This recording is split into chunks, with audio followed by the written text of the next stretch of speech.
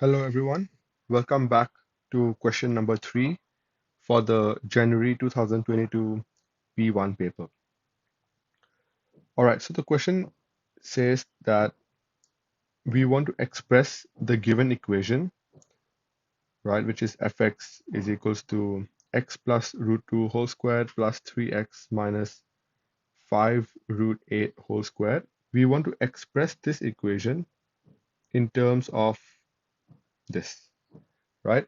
Now, before we start our working, let's just take a quick look at what they want us to express, right? And we can see here that there's a root 2 there, right? But we see that in the question, in this original equation, we see that there's a root 8 there. So this definitely means that we have to convert this root 8 to root 2 at some point in our calculation. So let's just see how we can do this first, okay? So let's say that I have root 8 here, right? Root 8 will basically be root 4 times 2, right? I can write this inside here.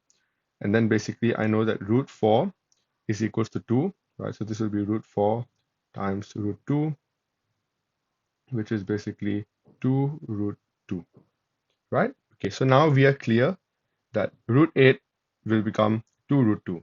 And we will use this in some point during our calculation. But for now, let's start expanding this and see what happens. All right, so now let's say that we have fx is equals to, let's expand the first part here, so which becomes x squared plus 2x root 2 plus 2, right? Because root 2 squared is just 2, right? And then plus, let's put a bracket here because there's a minus, so we always want to be careful here, plus 9x squared minus 5 times 2 times 3 is 30x root 8 minus 25 times 8 is 200. All right, so we have this equation with us now. Okay, now let's write this in a clearer way. So we have x squared plus 2x root 2 plus 2 plus 9x squared minus 30x root 8 and this one is actually plus 200, sorry, plus 200.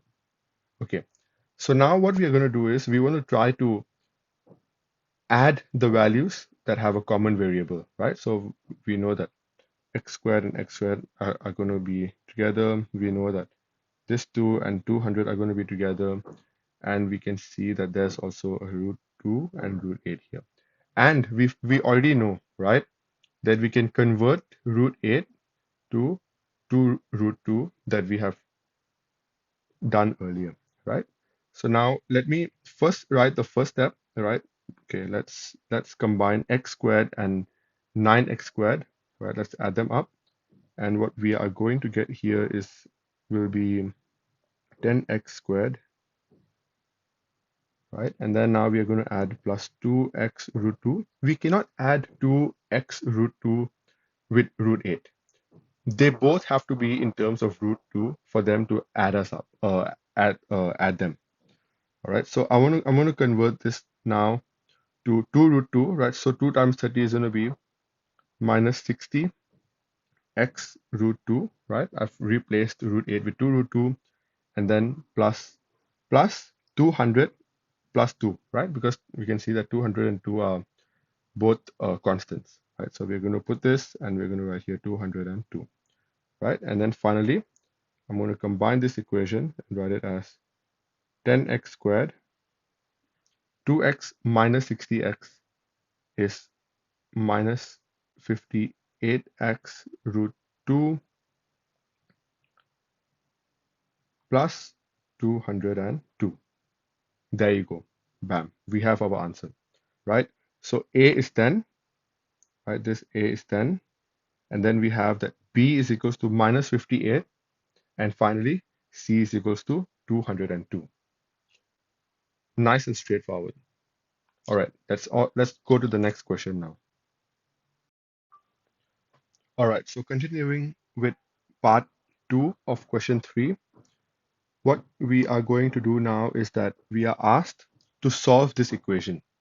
We can see that we have a y variable here, which means that we need to solve for y, and the answer should be in the form of p plus q root 3, right? All right, so let's start by expanding the current bracket that we have already, right? So let's say that we have root 3, and let me change the color of that.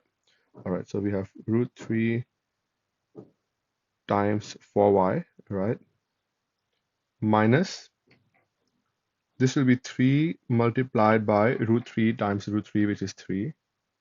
Okay, so this will be equals to 5y plus root 3. Okay, now we know that we need to make y subject, right? So let's get all the y's on one side and move everything else to the other side. So I'm going to move the y's to the left. All right, so I'm going to say 4y root 3 minus 5y, right? Because I'm getting the 5y to the left will be equals to root 3, which is already there. And then I'm going to basically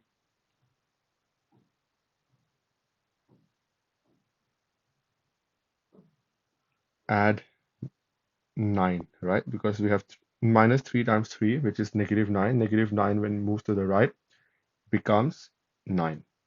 All right, so we have this. Now what we want to do is we want to make y subject, right? So we're going to take y common here, and then what we are going to be left with is 4 root 3 minus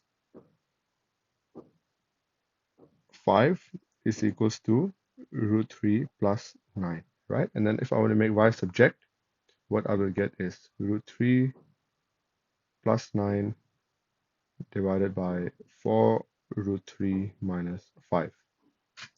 All right, so now although we have an answer, we have a value for y, we still have to do something else, right? Because we know that we want to get the answer in this form.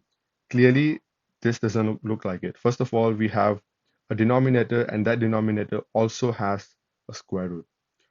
So what we essentially need to do here first is that we want to remove the square root from the denominator, correct? And the way that we can do that is something called rationalize.